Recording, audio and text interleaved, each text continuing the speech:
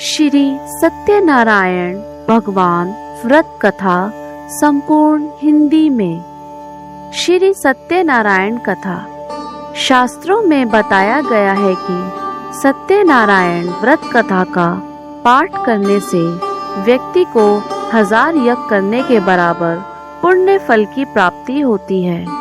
सत्यनारायण भगवान व्रत कथा में भगवान विष्णु के सत्य स्वरूप के बारे में बताया गया है। इस व्रत का पाठ करने से घर में सुख समृद्धि का वास होता है और भगवान विष्णु की कृपा बनी रहती है। सत्यनारायण व्रत कथा का पहला अध्याय। एक समय की बात है, नैषिरण्य तीर्थ में शौनी निकादी 88,000 ऋषियों ने श्री सूत जी से पूछा है, हे प्रभु, इस कलयुग में वेद विद्या रहित मनुष्य को प्रभु भक्ति किस प्रकार मिल सकती है तथा उनका उद्धार कैसे होगा? हे मुनि श्रेष्ठ, कोई ऐसा तप बताइए जिससे थोड़े ही समय में पुण्य मिले और मन वांछित फल भी मिल जाए। इस प्रकार की कथा सुनने की हम इच्छा रखते हैं। सर्व शास्त्रों के ज्ञाता सुत जी बोले हैं, हे वैष्णवों में पूज्य, आप सभी ने प्राणियों के हित की पूछी है, इसलिए मैं एक ऐसे श्रेष्ठ व्रत को आप लोगों को बताऊंगा जिसे नारद जी ने लक्ष्मी नारायण जी से पूछा था और लक्ष्मीपति ने मणि श्रेष्ठ नारद जी से कहा था। आप सब इसे ध्यान से सुनिए।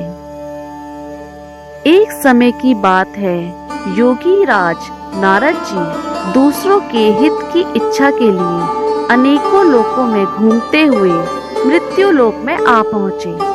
यहाँ उन्हें अनेक योनियों में जन्मे प्राय सभी मनुष्यों को अपने कर्मों द्वारा अनेकों दुखों से पीड़ित देखा। उनका दुख देख नारद जी सोचने लगे कि ये कैसा यत्न किया जाए कि जिसके करने से निश्चित रूप से मानव के दुखों का अंत हो जाए। इसी विचार पर मनन करते हुए वह विष्णु लोक में गए। वहां वह देवों के ईश नारायण की स्तुति करने लगे, जिनके हाथों में शंख, चक्र, गदा और पद्य थे, गले में वरमाला पहने हुए थे। स्तुति करते हुए नारद जी बोले, हे भगवान, आप अत्यंत शक्ति से संपन्न हैं। मन तथा वाणी भी आपको नहीं पा सकती।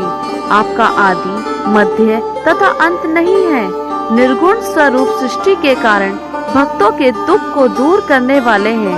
आपको मेरा नमस्कार है। नारद जी की स्तुति सुन विष्णु भगवान बोले, हे मुनि श्रेष्ठ, आपके मन में क्या बात है? आप किस काम के लिए यहाँ पधारे हैं?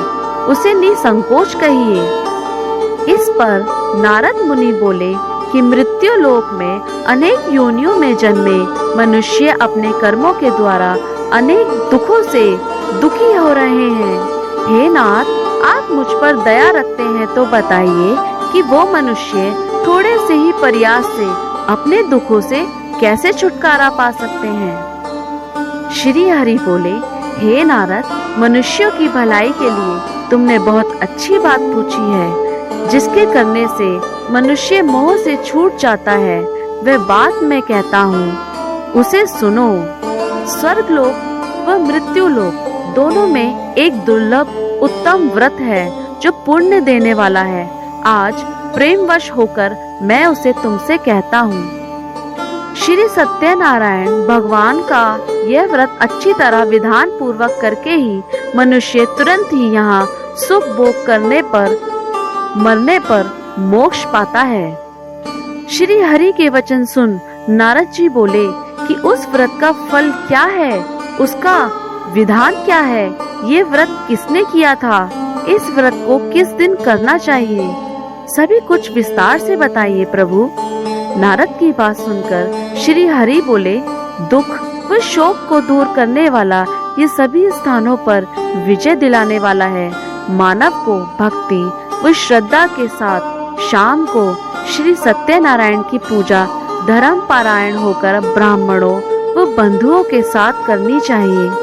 भक्ति भाव से ही नैवेद्य, केले का फल, घी, दूध, गेहूं का आटा, सवाया ले, गेहूं के स्थान पर साठी का आटा, शक्कर तथा गुड़ लेकर सभी भक्ष्य योग्य पदार्थों को मिलाकर भगवान का भोग लगाएं।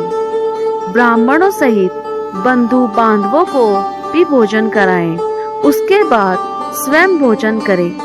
भजन कीर्तन के साथ भगवान की भक्ति में लीन हो जाएं। इस तरह से सत्यनारायण भगवान का यह व्रत करने से मनुष्य की सारी इच्छाएं निश्चित रूप से पूरी होती हैं। इस कली काल अर्थात कलयुग में मृत्यु लोक में मोक्ष का यही एक सरल उपाय बताया गया है। श्री सत्यनारायण व्रत कथा का पहला अध्याय संपूर्ण। बोलिए श्री सत्यनारायण भगवान की जय।